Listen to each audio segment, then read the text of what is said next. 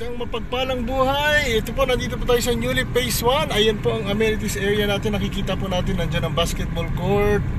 So nandun po ang swimming pool banda sa likod, no? Tapos ito po makikita natin ang mga ongoing full blast construction ng mga Diana and Bernice model home. Naku, halos lahat po ano na talaga ginagawa na. So ayan po ang ating basketball court clubhouse na napakaganda, no? Modern minimalist. Sa likod po yung swimming pool. Meron tayong ibang video po dyan.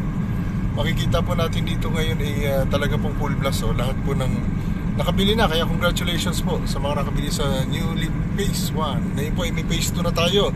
At nasa pre-selling stage po yun. And ang ating Phase 2 ay for as low as 9,000 pesos monthly. Yung katulad ng ganitong bahay, Bernice, no? Yan.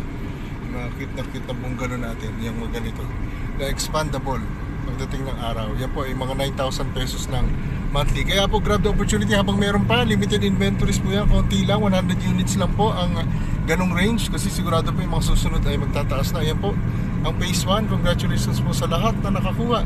So sa susunod pong balik natin, kukuha na natin isa-isa yung mga nakakuha nating mga kaibigan dyan, no? Hanggang dulo po, ginagawa na full blast. Yan po, no? Malapit na po. At ang dito, target turnover, sabi po nila engineer, ay April yung first batch, yung mga unang-unang kumuha. So once again, ayan po ang ating amenities. At palabas na po tayo dito sa Phase 1 soon.